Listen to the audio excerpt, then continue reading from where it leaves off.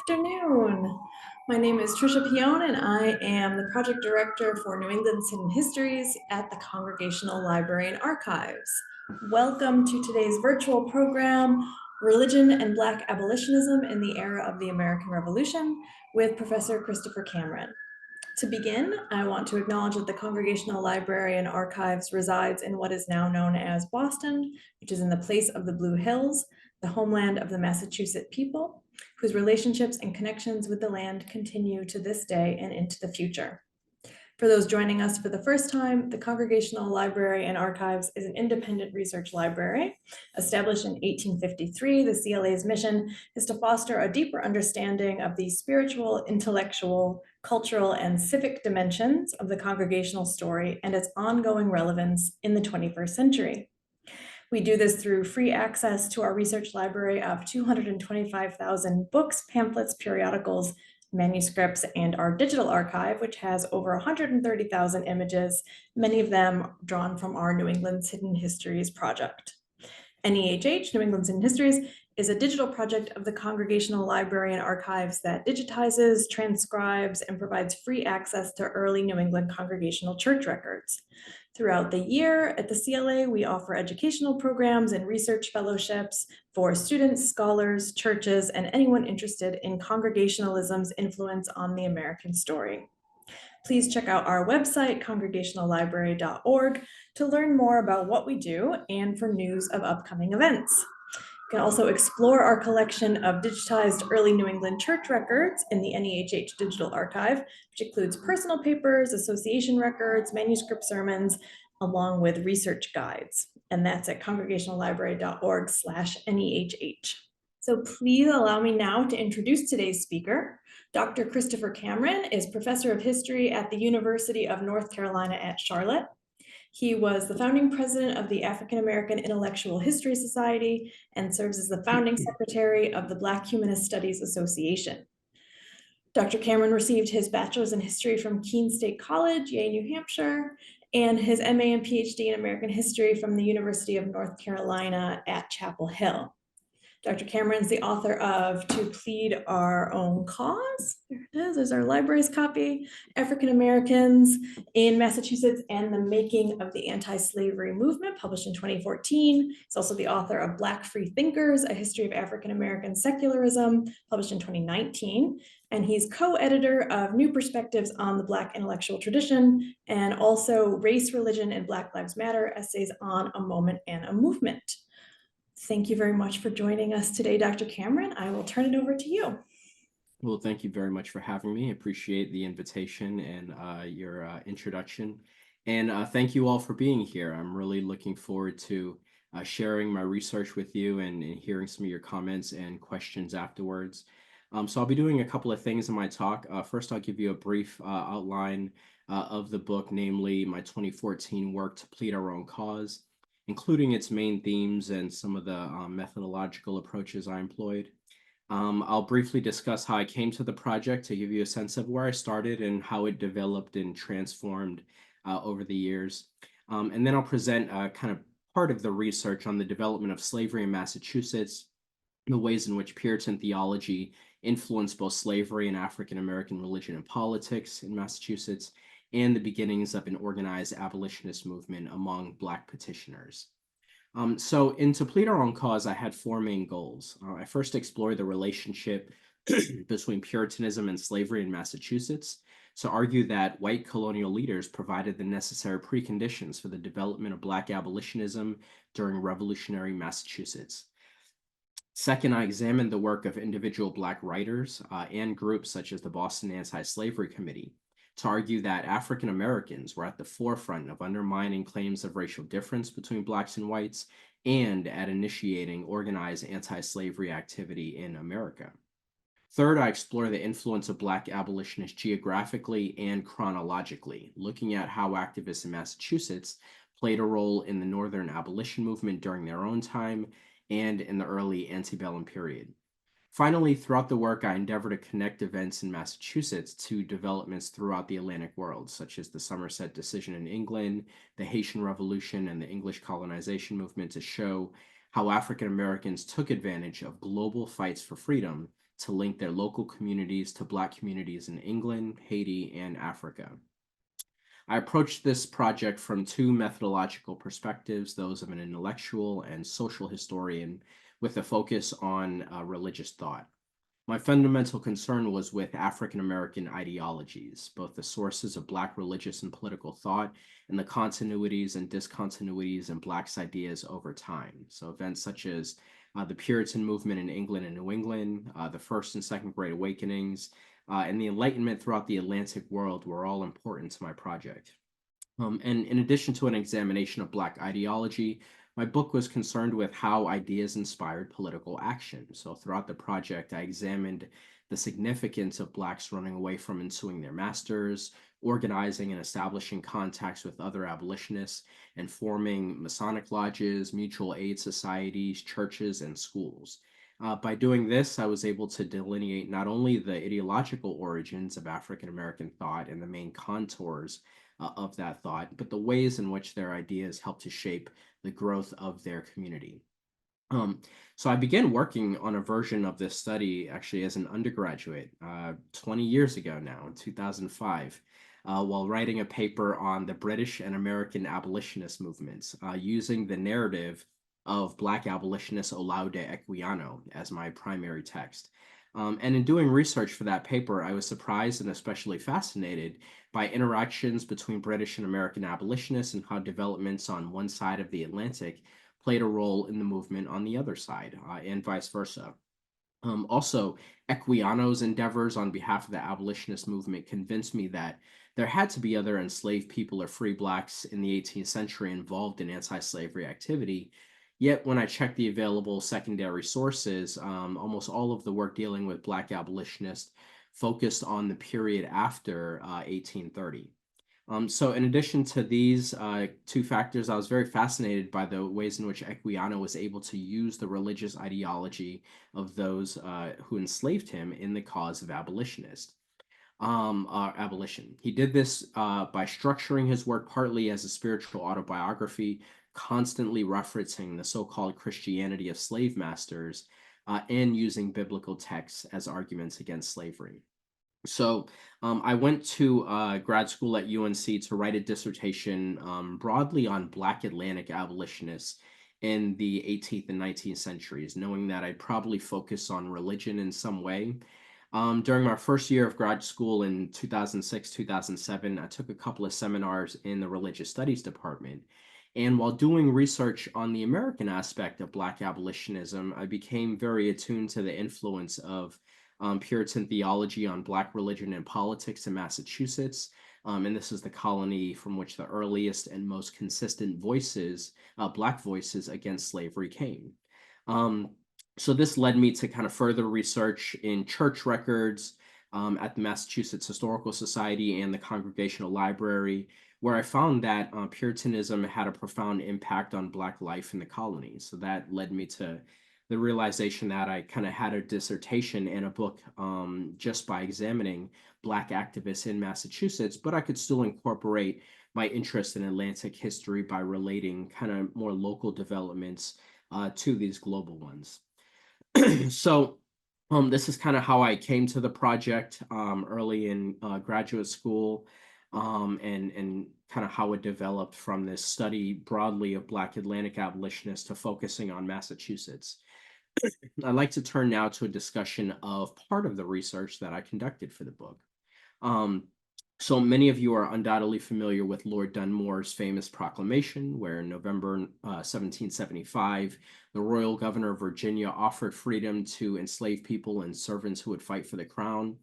The significance of this can't be overstated. It led to the exodus of thousands of slaves to the British lines, and steeled the resolve of many white Southerners on the fence about whether to take up arms against Britain.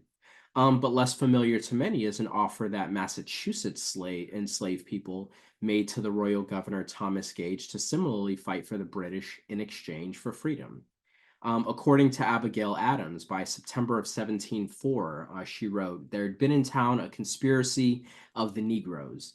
At present, it is kept pretty private and was discovered by one who endeavored to dissuade them from it, he being threatened with his life. Adams wrote that the group of enslaved people carried out their conspiracy by getting an Irishman to drop a petition to the governor telling him they would fight for him, provided he would arm them and engage to liberate them if he conquered.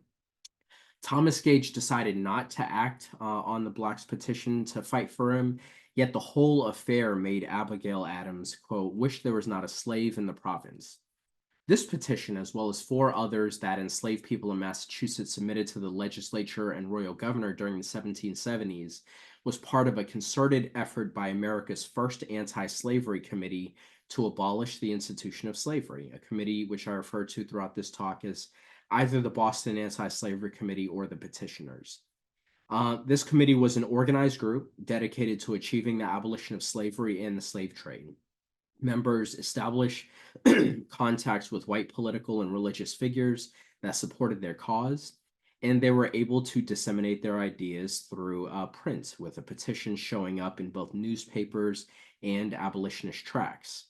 While examining the records of government bodies such as the Massachusetts House of Representatives, as well as the ideology expressed in other Black petitions throughout New England, I found that African Americans in Massachusetts were able to motivate people in power to support their cause and influence the ideas of other anti-slavery activists. This organized group displayed the influence of Puritan religious ideology on Black religious and political thought, while also drawing strength from secular ideas of natural rights and individual liberty. Like their Puritan forebears, Congregational ministers during the Revolutionary period stressed the importance of virtue among the colonists in times of crisis and continued to emphasize evangelism to enslaved people, both of which had the effect of giving the enslaved and free Blacks the very arguments necessary to support their anti-slavery critiques. Blacks were similarly able to capitalize on the secular political discourse and methods that white revolutionaries employed in their struggle against Britain to initiate an organized movement against slavery. By doing so, African Americans in Massachusetts joined the chorus of voices throughout the Atlantic world, clamoring for recognition of the rights of man and the equality of all peoples during the Age of Revolution. So, how did Black abolitionism in Massachusetts emerge when it did, and what was the impact of their efforts? It's these questions that I'll address in the remainder of my time. From the 1640s until the 1780s, colonial leaders in Massachusetts granted enslaved people rights that they did not enjoy in most other British North American colonies, a situation that was more analogous to that of Latin American and Spanish Caribbean colonies. Slave codes throughout Latin America and the Spanish Caribbean routinely granted enslaved Africans legal rights, including the right to own property, enter into contracts, serve as witnesses, and even purchase their own freedom. These practices were not as common in the British North American colonies. While Castilian and Portuguese slave codes made it a capital crime to kill an enslaved person, for example, 1669 Virginia statute absolved enslavers from punishment for killing enslaved people during correction, arguing that no enslaver would willingly destroy his property. The attitude towards evangelizing enslaved people in Massachusetts similarly had more in common with the colonies of the Spanish Caribbean than those of British North America. While white Southerners were often opposed to Christianizing their enslaved people until the mid-18th century, ministers in Massachusetts emphasized conversion of Africans from the 17th century. This situation in Massachusetts was similar to Spanish slave colonies, where the Catholic Church secured for enslaved people the right to the sacraments. One of the reasons that Puritans granted enslaved people rights that other slaveholding colonies denied them and focused more on enslaved people's conversion was the smaller enslaved population. Massachusetts contained virtually no Black people in 1641, the year that the General Court first legalized the institution. As a result, colonial leaders were not in constant fear of slave rebellions. The population of Africans in Massachusetts would remain small over the next century, with only 1,400 Black people in Boston and about 4,000 in the entire colony by 1755. The proportion of Black people in Massachusetts never reached more than about 5% of the population, numbers which contrast pretty sharply with Southern colonies such as Virginia and South Carolina, and even more so with British Caribbean islands like Jamaica and Barbados. So demographics was a key factor influencing the development of slavery and the rights that Blacks could exercise while in bondage. But the original intentions of colonial settlers and emigrating were also pretty significant. In Virginia, many, if not most, settlers were young, male, and in search of wealth, looking for riches or precious metals or opportunity to develop staple crops that they could sell on a large scale.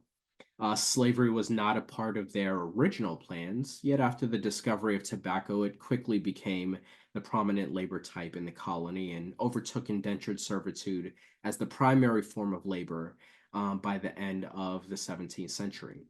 But after the tobacco boom in Virginia, British colonists settled Barbados with the hope of replicating Virginia's success. But neither tobacco nor cotton took root, and they switched to sugar from 1640 to 1660, achieving great success with that crop. South Carolinians also emigrated largely for economic reasons. Most of the early settlers, white settlers, came from Barbados, where land had grown scarce by the 1660s and resources monopolized by the most prominent planters. They brought their system of slavery with them from the West Indies as well as their enslaved people and immediately began searching for a staple crop. So these situations in Virginia, South Carolina, and Barbados contrast pretty sharply with those of Massachusetts, where residents emigrated largely for religious reasons, at least in the earliest years. Puritans came to the New World to establish a godly community and modeled their legal system on the Old Testament, where the books of Exodus, Leviticus, and Deuteronomy contain a number of provisions regulating treatment of enslaved people, but not necessarily forbidding Puritans from holding enslaved people. Unlike Virginia and South Carolina, in Massachusetts, demographic factors and religion combined to shape an institution of slavery that enabled many enslaved people to learn to read and write, as well as form communities within churches. So, this access to literacy and a church community resulted from the views of prominent Puritan clergymen and those of other church members who agreed that enslaved people were an integral part of larger religious and familial institutions.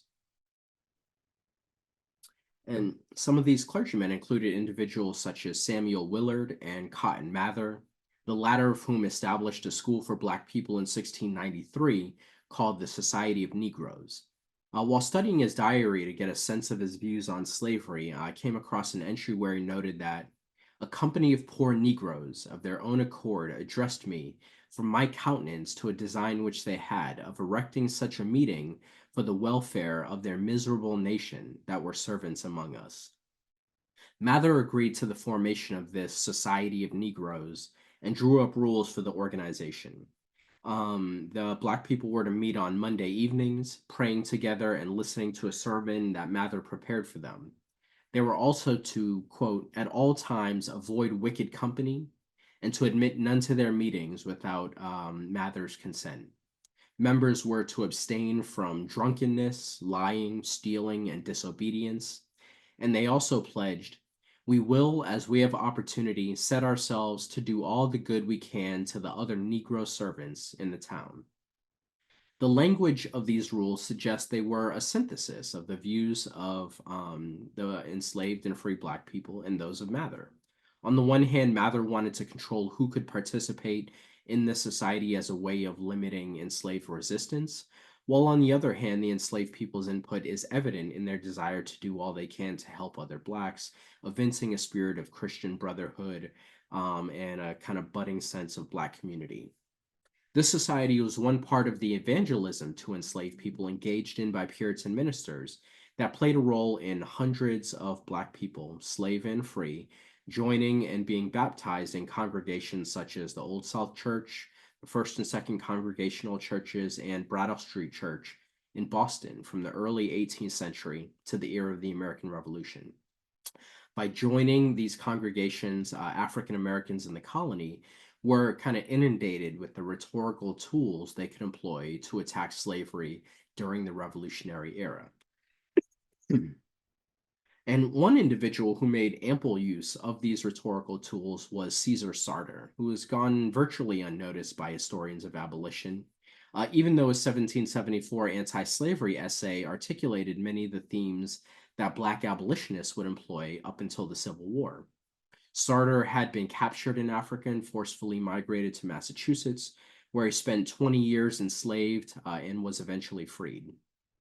In August of 1774, Sarter published an anti slavery piece in the Essex Journal and Merrimack Packet that demonstrates both the influence of Puritanism and the political influence of the American Revolution on Black anti slavery thought. Sarter begins the piece by referencing the context of the Revolution, noting that as this is a time of great anxiety and distress among you on the account of the infringement not only of your charter rights, but of the natural rights and privileges of freeborn men, the colonists should know well that liberty is the greatest gift a person can enjoy. As political writers in revolutionary Massachusetts, such as John Adams, often referenced the settling of the colony and the fact that early Puritans came to Massachusetts to enjoy liberty, so too did Sarter connect the struggles of Blacks to fight for liberty with early Puritans, arguing that these settlers had an utmost abhorrence of that curse of curses, slavery. Sarter then asks his readers to imagine they were themselves enslaved, a rhetorical move that allowed him to highlight the horrors of slavery and appeal to the benevolence of his readers. Suppose you were trepanned away, he wrote, the husband from the dear wife of his bosom, the wife from her affectionate husband, children from their fond parents, or parents from their tender and beloved offspring. Sarter then recounted the indignities that accompanied the working of the slave trade, with Africans being exposed to sale with as little respect to decency as though you were a brute. If they chose to shed a tear over the loss of their loved ones, he tells his reader, you must be plied with that conclusive argument that cat o' nine tails to reduce you to what your inhuman masters would call reason. This argument pushed his readers to imagine themselves in an enslaved person's place, while also critiquing the Enlightenment emphasis on reason, a type of reason Sarter wants nothing to do with. In addition to his appeal to the heritage of New Englanders and their benevolent natures, Sarter speaks to covenant theology in this essay. Covenant theology among white Puritans was their belief that they had a kind of special contract with God who would look favorably or unfavorably on their society depending on whether they lived their lives according to his will. Sarter's work attempts to broaden Puritan covenant theology to include a rejection of slavery, which most Puritans had accepted, by asking his readers, why, in the name of heaven, will you suffer such a gross violation of that rule by which your conduct must be tried, in that day in which you must be held accountable for all your actions to that impartial judge who hears the groans of the oppressed and who will sooner or later avenge them of their oppressors? Well, another former enslaved person, Phillis Wheatley, had written earlier in the same year that God would get him honor upon the colonists for slavery, or also have revenge. Sarter had no compunction with saying outright that God would would get revenge for Blacks being enslaved. He then built his argument for the irrationality of slavery among people who sought freedom for themselves. Would you desire the preservation of your own liberty? He asked the colonists. As the first step, let the oppressed Africans be liberated. Then, and not till then, may you with confidence and consistency of conduct look to heaven for a blessing on your endeavors. Like Wheatley had done in some of her earlier writings, Sarter argued that God would not assist the colonists in their struggle against Britain unless they stopped enslaving Blacks and participating in the slave trade, showing how African Americans helped to broaden Puritan covenant theology to speak to the problem of slavery. Sarter's essay is significant because it articulated some of the main streams of thought that would characterize Black abolitionist discourse until the Civil War. He connected the struggle of Black people to America's original settlers and the long-standing spirit of liberty in the colonies, while also appealing to the emotions of his readers by expounding on the horrors of slavery. Sarter also worked to tie slavery to the ethical and religious values Americans held dear, a connection that abolitionists were just beginning to draw out during the Revolutionary period. And he also articulated the belief that African Americans were akin to the ancient Israelites in the trials they were undergoing in the New World, an argument that many white Puritans had made before him about themselves. By tying African American history with that of ancient Israel and speaking to the covenant that white New Englanders believed they had with God, Sarter's essay became the first known example of the Black Jeremiad. For white Puritans, the Jeremiad was a means of joining social critique to spiritual renewal, and it was a ritual whose roots stretched back to the period that began even before Puritans arrived in Massachusetts. In his 1630 shipboard Arbella sermon, John Winthrop warned his listeners that if we shall deal falsely with our God in this work we have undertaken, we shall shame the faces of many of God's worthy servants and cause their prayers to be turned into curses upon us, till we be consumed out of the good land whither we are going. Winthrop's statement is indicative of the intimate fusion of religion and politics in the eyes of early Puritans, a fusion that continued with the warnings of ministers such as Cotton Mather, Increase Mather, Solomon Stoddard, and a host of others to abstain from sins ranging from drunkenness to sleeping at sermons. For white Puritan ministers, the Jeremiad articulated a worldview whereby God was intimately involved in earthly affairs, and this outlook would have accorded well with traditional African cosmologies, as scholars have noted a similar lack of distinction between sacred and secular realms in African thought. Although Sarter has gone unnoticed by scholars of the Black Jeremiad by claiming that God, the impartial judge, hears the groans of the oppressed slaves and will sooner or later avenge them of their oppressors, Sarter placed himself squarely within the Puritan tradition of calling for spiritual renewal and a return to America's original promise of being a city on a hill. In addition to challenges to slavery by individuals such as Caesar Sarter, groups of enslaved people began gathering together more often, preparing for the abolitionist campaign they would launch in the winter of 1773. On June 7th, 1771, white members of the Old South Church in Boston convened to discuss such meetings by Black people. A committee reported, whereas danger is apprehended from the slaves that are frequently left in the meeting house after the public worship is over, voted that the sexton make diligent search on the Lord's Day evening to see if any slaves are left in the house. The enslaved people found lingering in the church were to be taken back to the sexton's house, where their enslavers could pay a fine to retrieve them. From the church records, it's not clear exactly what danger the committee felt from the enslaved people's meeting, but knowing that they themselves used meeting houses for political purposes may have alerted whites to Blacks' potential to do the same thing. Some may have felt that meeting in churches was an opportunity to plan a revolt or rebellion of some kind.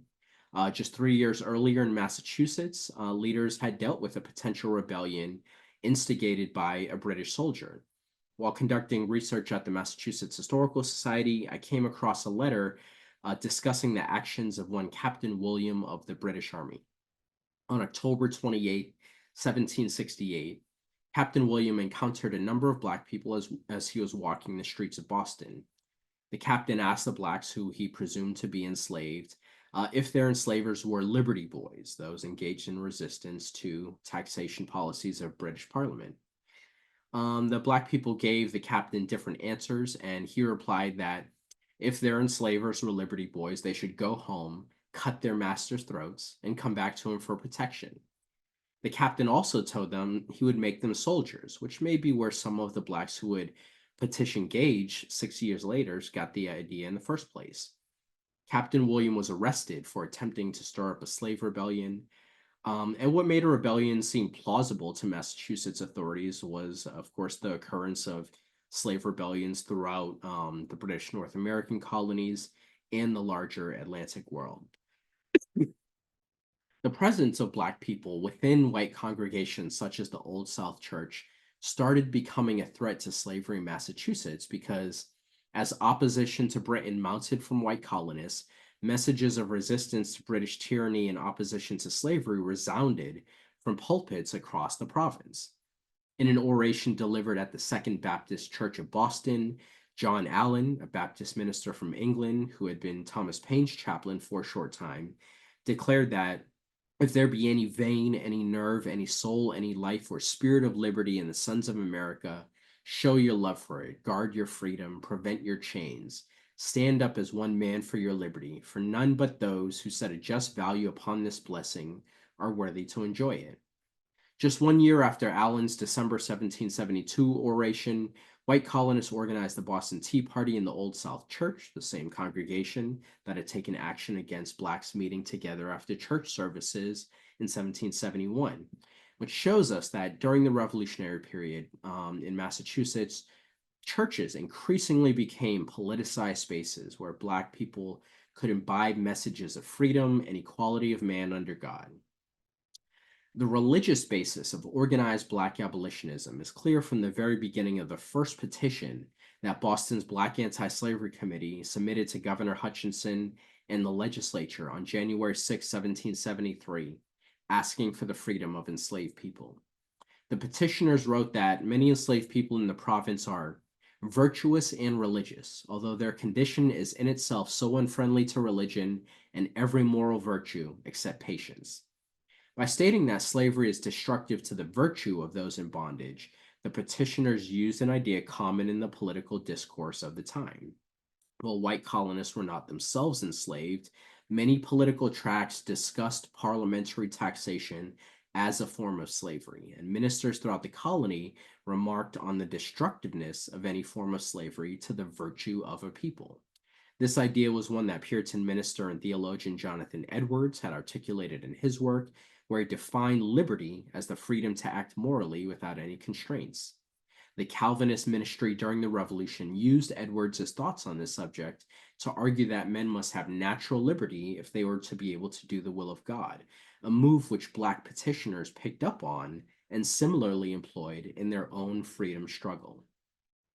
Another appeal that the petitioners employed reveals their awareness of transatlantic anti-slavery politics. An important tool as abolitionists on both sides of the Atlantic were stepping up their efforts to achieve abolition in the early 1770s. After writing that God is no respecter of persons, they noted that God hath lately put it into the hearts of multitudes on both sides of the water to bear our burthens, some of whom are men of great note and influence, who have pleaded our cause with arguments which we hope will have their weight with this honorable court. Here they refer to the general anti-slavery sentiment arising in the Atlantic world, but they probably also had in mind the specific case of James Somerset. Somerset was an enslaved man who had lived in Boston from 1765 to 1769, so some of the petitioners may have known him. Motivated by desire for freedom that all enslaved people likely shared, but probably also emboldened by the many acts of resistance and growing emphasis on natural rights that he had witnessed in Boston, Somerset ran away from his enslaver Charles Stuart shortly after being taken to England.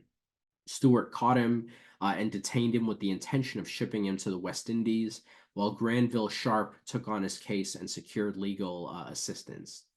In the ensuing decision that Lord Chief Justice Mansfield delivered on June 22, 1772, Somerset was freed because, as Mansfield argued, slavery was of such an odious nature that it could only be supported by positive law, of which there was none in England. Somerset did not return to Boston. However, if any of the petitioners had known him, they may have heard of the decision from Somerset by letter. If not, they probably learned of the news from colonial papers, which accounts of the trial and notices of the decision. While the decision did not actually free all enslaved people in England, the petitioners may have perceived the decision as such and used that information to bolster their own arguments against slavery. The committee was able to distribute its petition and its arguments against slavery in a few different mediums to reach as wide an audience as possible. They persuaded the author of the Appendix, an anti-slavery tract, to insert their petition into the essay after publication, which occurred shortly after the slaves submitted their petition in January 1773. The anonymous author of the Appendix said of the enslaved people's efforts, "Great success is expected from this petition, since those who are the guardians of our rights are led and influenced by the true principles of liberty." Additionally, the petitioners managed to get it noticed in another anti-slavery essay that appeared in a colonial newspaper, the Massachusetts Spy.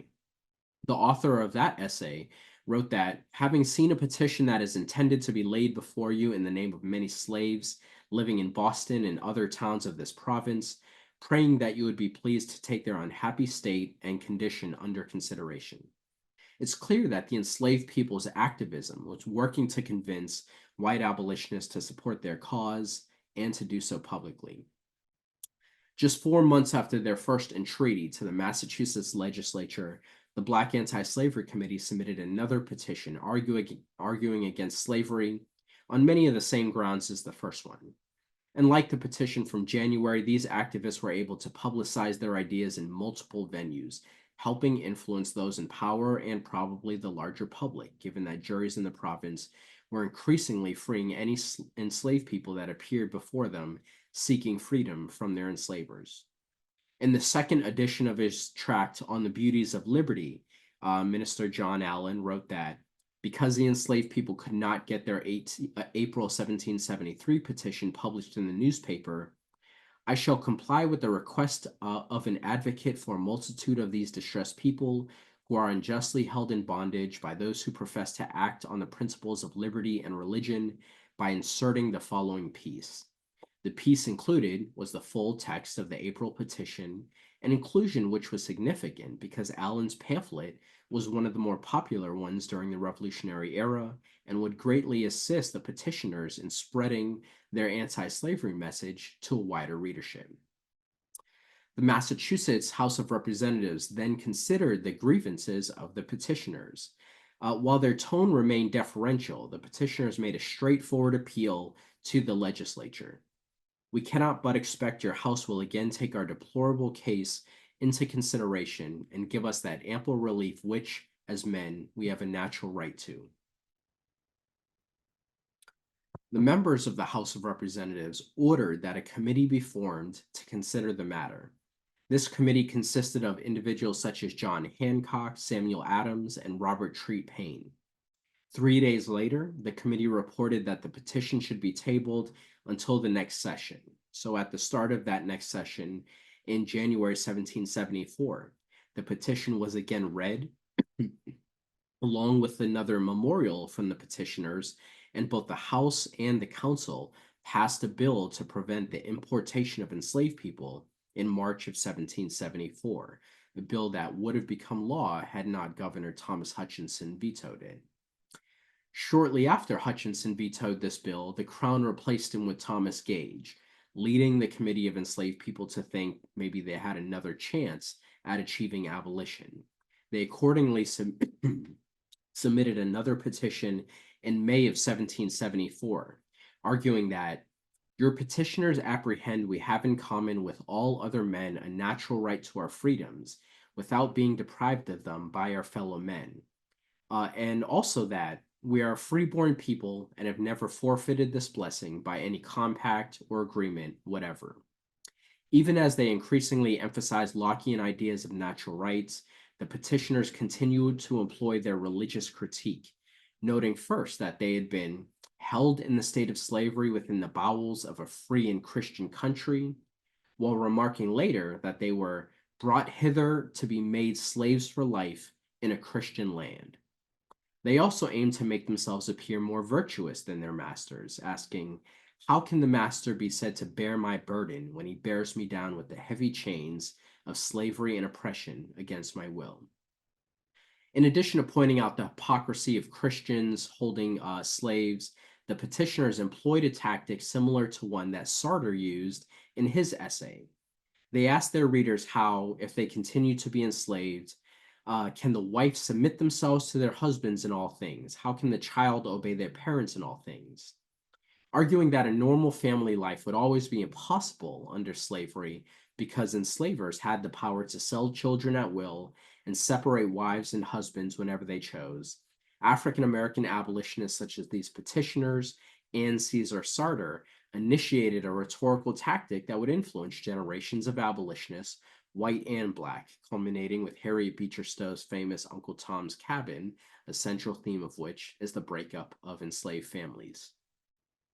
While this latter appeal was unsuccessful in effecting legislative change, slavery was abolished in the state in 1783 after an enslaved man named Quoke Walker and an enslaved woman named Elizabeth Freeman sued their masters, making Massachusetts the first state in the young nation to take this step via court decision. Just 5 years later, Prince Hall, leader of the first formal Black institution in America, the African Masonic Lodge, led a petition drive to the legislature to protest the kidnapping of 3 Black Masons, which pushed the legislature of Massachusetts to ban residents from participating in the slave trade in March of 1788. The concerted efforts of groups such as Boston's Black Anti-Slavery Committee and individuals such as Caesar Sarter, combined with the successes achieved by Quoke Walker, Elizabeth Freeman, and Prince Hall, represent the beginning of organized anti-slavery activity in America and the first salvos in the Black freedom struggle that would last for over 200 years. 2 years before white Philadelphians formed the Pennsylvania Abolition Society, and 12 years before the formation of the New York Manumission Society, Massachusetts Blacks had established an anti-slavery committee that worked to influence public policy through petitioning the legislature and encouraging the anti-slavery production of white abolitionists. While a gradual abolitionist sentiment did dominate the activity of members of these more formal anti-slavery organizations, the members of the Black Anti-Slavery Committee of Boston called only for an immediate end to slavery, placing their tactics squarely within the quote-unquote radical anti-slavery tradition that scholars have attributed primarily to abolitionists working in the 1830s and beyond. This fact shows us that when we shift our perspective to the early efforts of African Americans in this period of anti-slavery activity and consider the ways in which Puritan religion shaped the institution of slavery and the ideology of Blacks in the colony, we are left with a much fuller picture of the origins, ideologies, and tactics employed in American abolitionism. Thank you very much. Thank you, Dr. Cameron. That was excellent. So I want to, we've got questions, a bunch of questions coming in, but I'm going to take moderator's privilege and ask the first question, which is, we get, one of the questions we get a lot at the Congregational Library, because we are a repository that holds a lot of church records from Massachusetts, but from all over New England, actually all over the US and the world, but particularly Massachusetts. One of the strengths of our collection is how researchers, and sometimes our researchers are academics like yourself, but sometimes they're also church historians and people who are working on local history, and they're people who want to know about, so this is my question to you, because you've used church records so brilliantly in your work, is how people can find this evidence of enslavement, but also of Black resistance in churches. So in a majority white church in New England in the 18th century, how can we read church records to look for Black voices and to help understand what the experiences of people of African descent were in 18th century churches in Massachusetts? Yeah.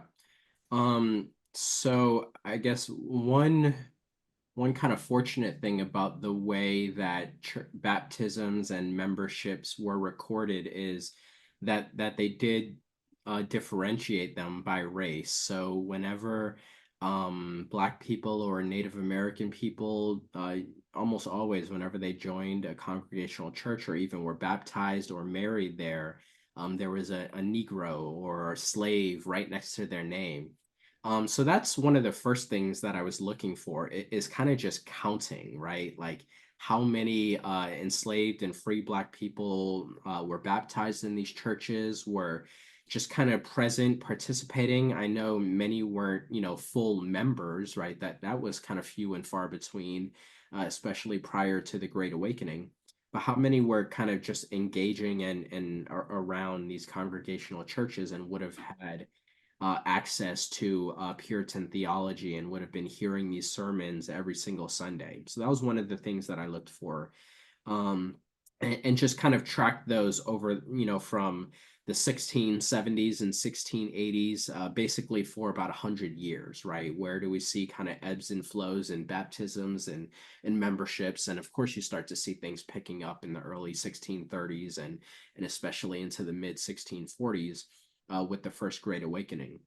Um, but then aside from that, I just read the minutes of church meetings very carefully, and that ended up being really instructive for me. That's where I found that reference to enslaved people meeting in Old South Church in 1771, which, as you pointed out with Phillis Wheatley, is the same year that she joined that church, although she had been going presumably for a couple of years prior to that, right? So I unfortunately didn't find evidence that Wheatley was among those people meeting, but I suspect that she was, right? 'Cause she was one of the people that was literate, so maybe she was teaching others to learn how to read or something like that, right? So yeah, mainly looking at baptisms, looking at marriages, looking at membership statistics, uh, and then just kind of combing through minutes um, of church meetings. And then finally in those congregations, like First Congregational Church or Old South Church, where we do see kind of an uptick in Black baptisms and memberships after the Great Awakening, I would then go and read the sermons that ministers were preaching in those churches, whether manuscript sermons that are in the Congregational Library or at the Mass Historical Society, or even some published ones like John Allen's Oration on the Beauties of Liberty. Thank you. That's a great answer. One question that's come in from Noah, he asks, could you tell us more about the importance of Black Freemasonry in this period? Yeah, absolutely. So Black Freemasonry started in Boston in 1775, and Prince Hall was at the head of that, and basically it would kind of transform like the anti-slavery committee that had been presenting petitions in 1773 and 1774. The Black Masons, Freemasons, would become kind of the conduit for organized Black political activity moving forward, right? So that was really significant in Boston itself. Um, but Black Freemasonry then became a really important means of connecting Black leaders and activists throughout New England and really throughout the North, right? Once you start getting lodges chartered in Providence and then in Philadelphia and New York, all of those were chartered by the early 1790s, and the one in Philadelphia included some of the leading names like Richard Allen and Absalom Jones. So these kind of become a way of kind of connecting Black leaders ideologically, but also for them to kind of share practical strategies for combating racism and slavery with each other. So these are really important, I think, in sort of connecting Black intellectuals in these disparate states and regions. Thank you. Question from Lise Breen on Caesar Sarter, looking for evidence of him in Essex County, other than his piece in the newspaper. What else do we know about his life and where he was living in Newburyport? Is that right? Yeah, I was living in Newburyport. I unfortunately was not able to find any more about his life besides the kind of he gives a little bit. The essay is kind of broken down to a very mini autobiography, right? A couple of paragraphs, and then mainly his critique against slavery. And I unfortunately wasn't able to find much more about his life than that. So we'll keep an eye out. We have some of the Newburyport church records and we can see if we can find him. And as more and more things come online too, more and more records being digitized and searchable, that often helps. And you never know, we might turn up some more evidence. Yeah, he'd be a great subject for an article or a master's thesis or something like that if there are any undergrads or grad students looking for a project. Yes. Okay, Charlie Hambrick Stowe, thank you for this excellent presentation. He says he appreciated your linking of Black abolitionism of the Revolutionary era with the Puritan theological structure and the Jeremiah homiletic methodology. Famous Black Congregationalists like Lemuel Haynes and Phillis Wheatley stood in the Edwardian evangelical tradition of Samuel Hopkins, Jonathan Edwards Jr., and others known as the New Divinity. Mhm. Were there Black abolitionists also affiliated with the more theologically liberal wing of New England Congregationalists of the mid and late 18th century, or was the New Divinity the primary perspective of Black abolitionists? Yeah. So this actually speaks to the book that I'm writing now, which grew out of To Plead Our Own Cause. So I'm currently writing a book called The Faith of the Future: African Americans and Unitarian Universalism. And the book starts out with looking at Charles Chauncey's First Congregational Church of Boston and the growing numbers of Black members that we see in his church in the early 1730s and 1740s. Um, we don't have a ton of evidence of people who were kind of openly religiously liberal, aside from the Dalton family from Gloucester. So a man named Gloucester Dalton was one of the founding members of a Universalist church in Gloucester, Massachusetts in 1779. And he himself wasn't a particularly active abolitionist, but his sons and grandsons would be. So if you're familiar with Thomas Dalton, especially his grandson, a leading Black activist in Boston during the 1820s and 1830s, a member of the African Masonic Lodge in Boston, a member of the Massachusetts General Colored Association. So Gloucester Dalton's kind of lineage, I think, would play a really important role in antebellum abolitionism. Um, there's also another formerly enslaved woman named Amy Scott down in Philadelphia, who was a founding member of the First Universalist Church, First Independent Church of Christ in Philadelphia, a Universalist congregation in the early 1790s. But again, for her, we know that she was theologically liberal, that she was a founding member of this church, but we don't really have evidence of her abolitionism, right? So what we know about kind of religious liberals, about Black religious liberals, comes more in the 1830s and 1840s, when African Americans like William Cooper Nell and Lewis Hayden and Charlotte Fortin become really influenced by the burgeoning transcendentalist movement, and indeed really become Black transcendentalists, and help to kind of push a lot of white transcendentalists towards more kind of radical critiques of slavery and even radical actions like embracing political violence. Thank you.